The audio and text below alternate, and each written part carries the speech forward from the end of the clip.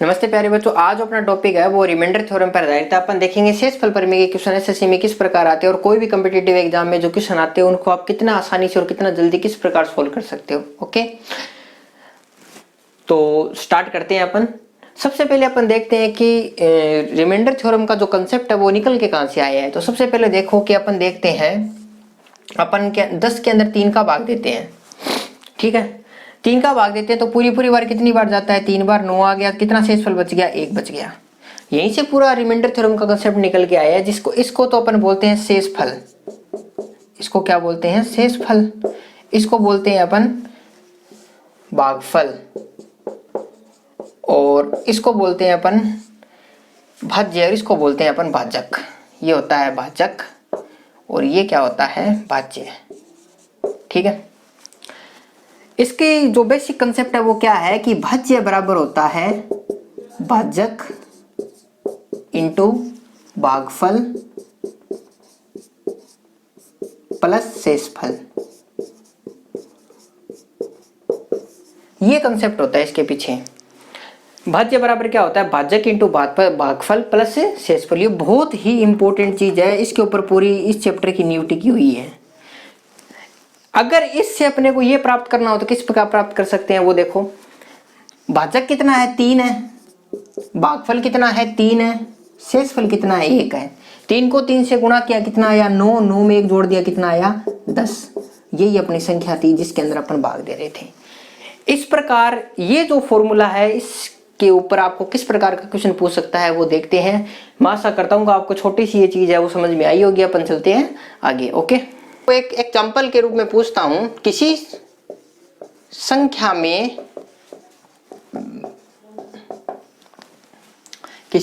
में भाजक 3 हो तथा भागफल 5 हो और शेषफल 2 हो तो वह संख्या ज्ञात करो।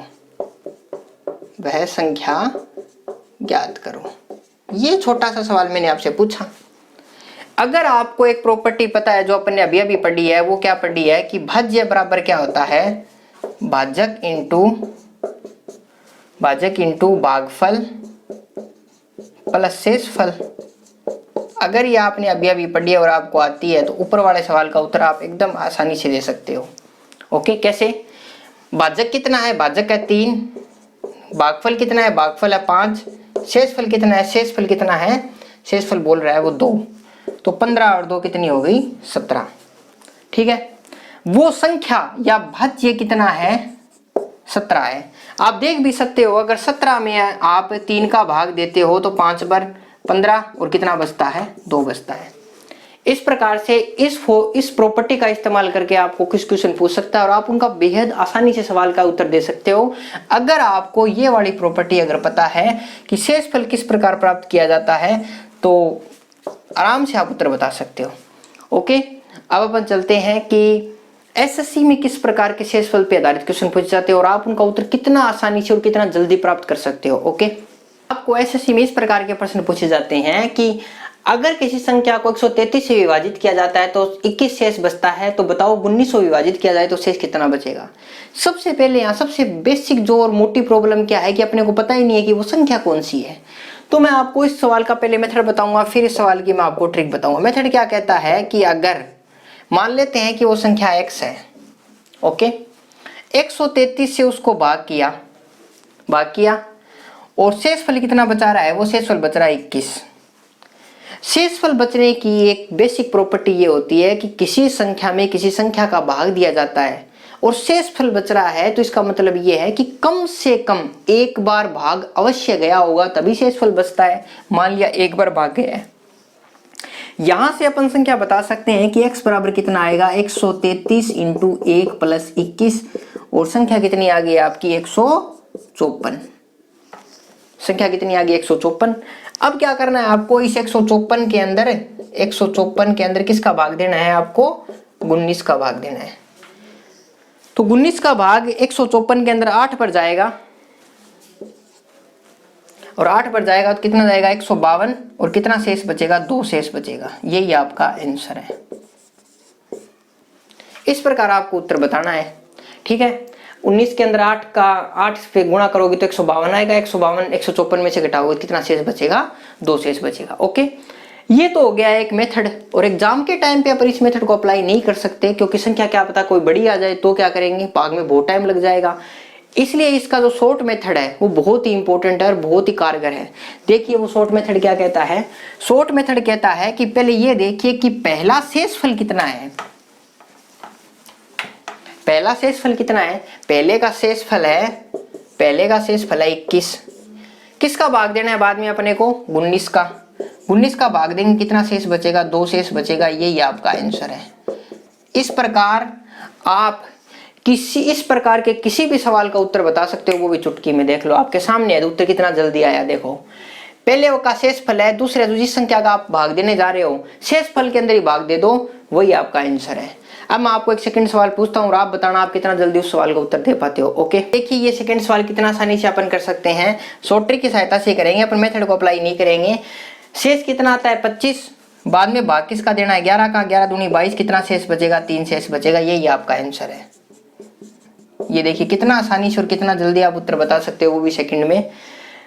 पहले के शेषफल में दूसरी जो संख्या है जिसका आप भाग देने जा रहे हो शेषफल के अंदर दे दो भाग, वही उत्तर आएगा जो आपका सवाल को मेथड से करने पर आएगा। ओके, मैं आशा करता हूँ आपको यहाँ से समझ में आ रहा होगा। अब अपन चलते हैं नेक्स्ट कंसेप्ट की ओर, जो बेहद ही इंपॉर्टेंट है एसएससी के लिहाज से और रिमाइंडर थ्योरम का सबसे बेसिक कंसेप्ट ही वही है। ओके, अब अपन एक कंसेप्ट के बारे में पढ़ेंगे जो आपके आगे आने वाले सवालों में बहुत सहायता करेगा। ठीक है, सबसे पहले देखते हैं कि अपन x प्लस a के अंदर अगर x का भाग देते हैं तो यहां शेषफल क्या आएगा। अगर मैं आपसे ये पूछना चाहूं तो आप इसको ऐसे लिख सकते हो ना, x बटा x प्लस a बटा x। इसका भाग तो पूरा पूरा चला जाएगा, यहाँ तो रिमाइंडर 0 आएगा, तो यहाँ रिमाइंडर कितना आएगा, यहाँ रिमाइंडर आएगा a। ठीक है, ये रिमाइंडर होगा क्योंकि इसमें भाग जाएगा नहीं। अब अपन दूसरा देखते हैं। अगर मैं बोलता हूं दूसरे वाले कंसेप्ट के अंदर x प्लस a की होल स्क्वायर के अंदर अगर आप x का भाग देते हो तो एक्स स्क्वायर प्लस ए स्क्वायर प्लस 2ax में x का भाग लगता है। तो यहाँ पे भी देख लो, यहाँ कोई रिमाइंडर नहीं आएगा, यहाँ पे भी कोई रिमाइंडर नहीं आएगा क्योंकि ये तो x की गुणज है। तो यहाँ रिमाइंडर कितना आएगा a की स्क्वायर। अगर मैं तीसरी अगर बात बोलूँ आपको, x प्लस a की होल क्यूब बटा आप x का भाग देते हो तो यहाँ क्या रिमाइंडर आएगा। तो यहाँ देखिए a की क्यूब प्लस b की क्यूब प्लस 2ab 3ab और a प्लस b। और इस सवाल में भी आप देखिए, कि यहाँ पे x का गुणज है, यहाँ कोई रिमाइंडर नहीं आएगा, यहाँ पे भी कोई रिमाइंडर नहीं आएगा, यहाँ कितना रिमाइंडर आएगा a की पावर 3। इससे एक रिजल्ट निकल के आया, मैं आपको रिजल्ट लिख देता हूं डायरेक्ट। क्या रिजल्ट आया, रिजल्ट एक निकल के आया इससे कि x प्लस a की पावर n में अगर आप x का भाग देते हो तो रिमाइंडर जो आता है वो a की पावर n आता है। बहुत ही इंपॉर्टेंट रिजल्ट पढ़ रहे हो आप। x प्लस a की पावर n में अगर आप x का भाग देते हो तो उस कंडीशन में रिमाइंडर कितना आता है, a की पावर n आता है। और उसका पूरा एक्सप्लेनेशन आपको मैंने ऊपर दे ही दिया किस प्रकार आता है। ओके, अब अपन देखते हैं कि इस पर आधारित वो आपको किस किस प्रकार के सवाल पूछ सकता है और ज्यादा, और इसका एक बेसिक कंसेप्ट और बचा हुआ है वो पहले देख लेते हैं। एसएससी में इन दो कंसेप्टों से बहुत ज्यादा क्वेश्चन आते हैं, एक तो पहला कंसेप्ट और एक दूसरा कंसेप्ट। देखो पहला कंसेप्ट क्या कहता है कि आपने को ये नोटिस करना होगा कि या तो x प्लस 1 आएगा, या तो एक ज्यादा आएगा या एक कम आएगा नीचे वाली संख्या से। तो आप समझ जाना कि ये बहुत ही मोस्ट इंपोर्टेंट कंसेप्ट से क्वेश्चन आया हुआ है और एसएससी में लगभग 99% सवाल इसी कंसेप्ट से आते हैं। तो सबसे पहले इस वाले कंसेप्ट में देखो, जब प्लस का चिन्ह आता है, जब प्लस का निशान होता है तो n चाहे इवन हो चाहे ओड हो, रिमाइंडर हमेशा कितना आएगा, एक आएगा। ओके, समझ में आ गया। दूसरे वाले कंसेप्ट में देखो, अगर n सम है, इवन संख्या है, कोई घात अगर इवन है तो रिमाइंडर कितना आएगा, एक आएगा। अगर n विषम है, कोई ओड नंबर है, तो रिमाइंडर जो आएगा वो आएगा -1 आएगा। ठीक है, अब -1 तो रिमाइंडर हो नहीं सकता, तो नीचे वाले में से घटा के लिखते हैं, तो x -1 आपका क्या होगा, इस कंडीशन में रिमाइंडर होगा। मैं आशा करता हूँ आपको बात समझ में आ रही होगी धीरे धीरे। अब इस पर अपन सवाल करते हैं, इन दोनों चीजों पर आपको पूरा कंसेप्ट क्लियर हो जाएगा। ओके, क्वेश्चन नंबर 1 देखिए। सबसे पहले अपन 14 की पावर 13 बटा 13, मैं अगर बोलता हूं कि शेष फल मतलब रिमाइंडर क्या आएगा, तो आप किस प्रकार इसका उत्तर बताएंगे वो देखो। सबसे पहले अपने को नीचे वाले की टर्म में उसको बदलने की कोशिश करनी है, ऊपर वालों को। तो 14 को मैं ऐसे लिख सकता हूं क्या, 13 प्लस 1 की पावर 13 बटा 13। ठीक है, इसका कंसेप्ट क्या है कि यहाँ पे कितनी भी, यहाँ पे कुछ भी हो, कितनी पावर लगा दो, 13 से विभाजित होगा तो रिमाइंडर कितना बचेगा, 0। आगे कितना आएगा, 1 की पावर 13, 1 की पावर 13 बटे 13, तो 1 बटा 13। तो यहाँ से रिमाइंडर कितना आ गया अपना, 1 आ गया। कितना आसानी से क्वेश्चन हो गया देखो, क्योंकि भाग तो जाएगा नहीं, तो ऊपर जो बच गया वही आपका रिमाइंडर होगा। फिर भी अगर आप ये देखते हैं, अगर मैं यहाँ पे पावर इस बार तो ओड है, इवन भी कर देता, मैं आपको पूछता 17 की पावर 20 बटा 18, मैं आपको ये प्रश्न पूछता और पूछता इसका उत्तर बताओ, तो इसका उत्तर कितना आसानी से बताएंगे देखो। 18 माइनस 1 की पावर 20 बटा 18। मैंने बताया था ना कि अगर ऊपर प्लस का निशान आ जाए, चलो इसको हटाओ, पहले प्लस वाला ही देख लेते हैं अपन क्वेश्चन। पहले प्लस वाला देख लेते हैं। ये तो पावर कौन सी थी, विषम थी ना, तो दूसरा क्वेश्चन ये दे लेते हैं, 19 की पावर 20 बटे 18, ये देख लेते हैं। ये सम पावर का है ना, तो ये देख लो। तो इसको क्या लिख सकते हैं, 18 प्लस 1 की पावर 20 बटा 18। यहाँ तो रिमाइंडर कितना आएगा, 0, और यहाँ 1 की पावर 20 बटा 18, तो 1 बटा 18, रिमाइंडर कितना आ गया आपका, रिमाइंडर आ गया आपका 1। कितना आसानी से हो गया देखो प्रश्न। एक तो मैंने विषम घात का देख लिया, एक मैंने समघात का देख लिया। अब अपन देखते हैं कि यहाँ अगर माइनस का निशान आ जाता है तो आप किस प्रकार से सवाल करते हो। ओके, अब आप ये सवाल देखिए, 22 की पावर 19 बटा 23, तो आप ऊपर वाले को क्या लिख सकते हो, 23 माइनस 1 की पावर 19, और इसको क्या लिख सकते हो, 23। ठीक है, ये नेगेटिव रिमाइंडर का क्वेश्चन है, तो यहाँ पे क्या आ जाएगा, माइनस 1 की पावर 19 बटा कितना आ जाएगा, 23, माइनस 1 की पावर विषम है तो कितना आ जाएगा, माइनस 1 बटा 23। तो यहाँ से माइनस 1 रिमाइंडर, माइनस 1 रिमाइंडर हो नहीं सकता, तो नीचे वाले में से घटा के लिखते हैं। 23 में से 1 घटाया तो कितना रिमाइंडर आ गया, 22 आपका क्या है, रिमाइंडर। इस प्रकार आपको क्वेश्चन करना होता है। ओके, अब इसी माइनस वाले के अंदर अपन एक सवाल और ले लेते हैं कि मैं अगर करूं 23 बटा 24, और इसकी पावर कितनी कर दूं, मैं इसकी पावर कर देता हूं 28। ठीक है, इसको किस प्रकार लिख सकता हूं, 24 माइनस 1 की पावर 28 बटा 24, ये तो 0 हो ही गया। माइनस 1 की पावर अगर सम होती है तो उत्तर 1 ही आता है, तो माइनस 1 की पावर 28 बटा 24, यहाँ कितना आ जाएगा, 1 बटा 24। तो इस कंडीशन में रिमाइंडर क्या बचेगा, इस कंडीशन में रिमाइंडर आएगा 1। 3 कंडीशन ऐसी होती है जिनमें रिमाइंडर 1 ही आता है। अगर यहाँ प्लस का निशान होता है तो बिना देखे आप कर देना रिमाइंडर 1। अगर यहाँ माइनस का निशान होता है तो आपको सिर्फ घात को देखना है कि अगर घात विषम है तब तो घट के उत्तर आ जाएगा नीचे वाले में से, अगर घात सम है तो रिमाइंडर 1 आएगा। मैं आपको 4 सवाल देता हूँ और आप कितना जल्दी उत्तर बता सकते हो वो देखना। सवाल देखिए आप कितना आराम से और कितना जल्दी इन सवालों को कर सकते हैं। यहाँ प्लस वाला आएगा, यहाँ प्लस वाला आएगा, तो यहाँ रिमाइंडर कितना 1, यहाँ रिमाइंडर कितना 1, यहाँ है तो ये नेगेटिव वाला अपन घात क्या है, सम है, तो यहाँ पे भी रिमाइंडर कितना आएगा 1, और इसका क्या रिमाइंडर आएगा, नीचे वाले में से घटा के लिखना, यहाँ रिमाइंडर आएगा 24। ये देखिए कितना आसानी से सवाल हो गया। और इसी प्रकार के थोड़ी अलग अलग एप्लीकेशन के सवाल किस प्रकार आ सकते हैं वो और देखते हैं अपन, और आप उसका उत्तर कितना जल्दी दे सकते हो वो आप देखना अभी। ओके, अब आप ये 4 सवाल देखिए और इन सवालों को आपको देखने पर लग रहा होगा कि सर ये थ्योरम कहाँ पे लग रही है, ये टाइप कहाँ पे लग रही है, पर इन सवालों में अंदर छुपा हुआ है ये टाइप। किस प्रकार छुपा हुआ है पहले ये देखिए। अगर मैं इसको 28 माइनस 1 लिख दूं तो आपके कोई प्रॉब्लम है क्या? मेरे हिसाब से तो कोई प्रॉब्लम नहीं होनी चाहिए, नहीं है। 28 14 का गुणनांकित होता है, 0 आ गया रिमाइंडर। यहाँ पे कितना आएगा, माइनस 1 की पावर 26 बटा 14। आपको पता है जब माइनस हो और घात उसकी सम हो तो वो प्लस होता है, तो 1 बटा 14, इसका रिमाइंडर कितना आ गया 1। कितना आराम से आपने उत्तर बता दिया देखो। ठीक है, बस आपको कंसेप्ट को पकड़ना होगा एग्जाम के टाइम पे, और 99% सवाल इसी कंसेप्ट के आधारित आते हैं एसएससी के अंदर। ओके, अब आप ये देखिए, आपको पता है कि 2 के पहाड़े में 33 के पास क्या आता है, 33 के पास आता है 32। अपने को देखो करना क्या है इस वाली टाइप में, अपने को +1 और -1 का खेल समझना है पूरा का पूरा। जिस दिन आप +1 और -1 का खेल समझ गए, ये पूरा का पूरा टॉपिक आपका क्लियर हो जाएगा। 33 के पास देखो ऊपर क्या आता है, ऊपर आता है 32। तो इसको किस प्रकार लिख सकता हूं मैं, तो 2 की पावर 5 कितना होता है, 32 होता है। ठीक है, 5 को किससे गुणा करूं कि इसके पास ये पूरी घात बना दूं मैं। 5 को गुणा करता हूं मैं थोड़ी देर के लिए, 5 को गुणा करता हूं मैं 4 से, नहीं 5 को गुणा करता हूं मैं 8 से, 8 पंदू 40। ठीक है, और यहाँ पे क्या बच गई 2 की पावर 3 43, और नीचे क्या बच गया 33।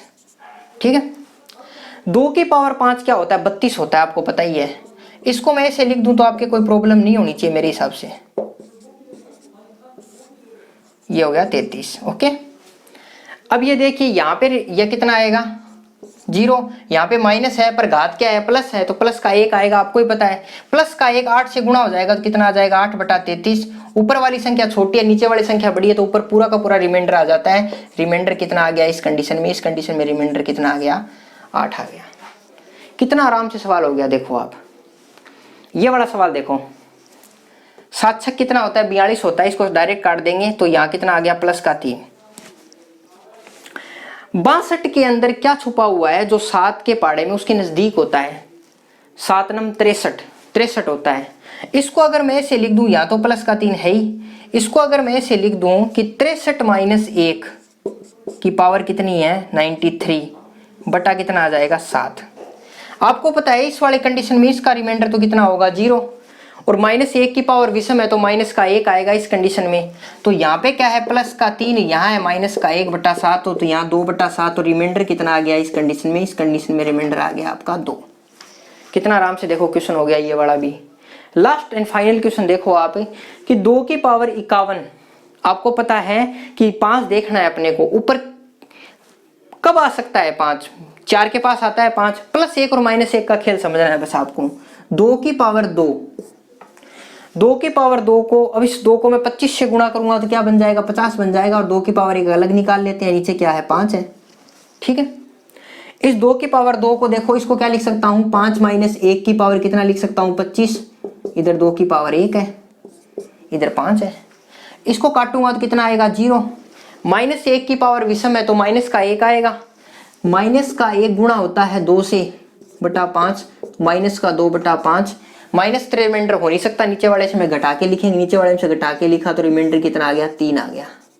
ये देखो कितना आसानी से सवाल कर दिया आपने, रिमाइंडर कितना आ गया 3 आ गया।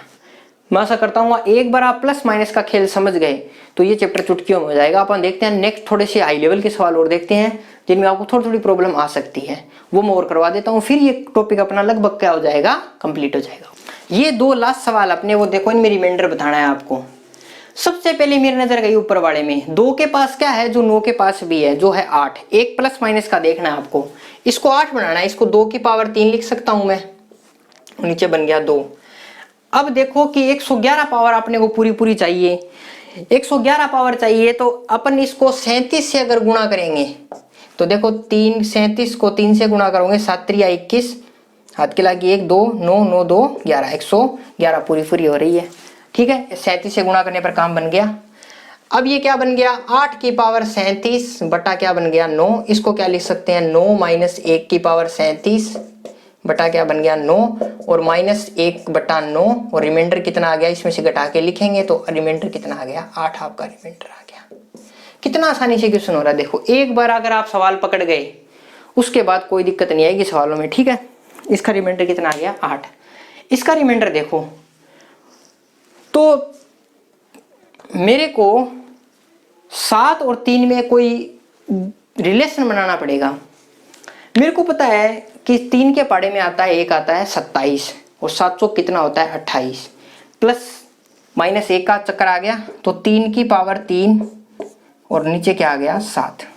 ठीक है, अब मैं 3 की पावर को 185 से अगर गुणा करूं तो मेरे पास पूरा पूरा बनता है 555 बनता है। तो इसको क्या लिख सकता हूं मैं 27 की पावर 185 बटा 7, और इसको क्या लिख सकता हूं मैं 28 - 1 की पावर 185 1/7, ये तो 0 आ ही जाएगा। यहाँ क्या आएगा, -1 की पावर 185/7, तो यहाँ आएगा -1/7। नेगेटिव रिमाइंडर जब भी आता है, जब आप नीचे वाले में से घटा के लिखते हो, तो इस कंडीशन में रिमाइंडर क्या आएगा, इस कंडीशन में रिमाइंडर आएगा 6। बात समझ में आ रही होगी आपको। आपको सिर्फ और सिर्फ इस टाइप के सवालों में प्लस माइनस का खेल समझना है, पूरे के पूरे सवाल एकदम आराम से होंगे, और ये टाइप सबसे ज्यादा एसएससी के अंदर पूछी जाती है। ठीक है, मैं आशा करता हूँ आज का आपको ये वीडियो, मेरा वीडियो अच्छा लगा होगा। अगर अच्छा लगे आपको, अगर काम मेरा पसंद है, तो मेरे चैनल को सब्सक्राइब जरूर करें और ज्यादा से ज्यादा संख्या में शेयर करें। ओके, धन्यवाद।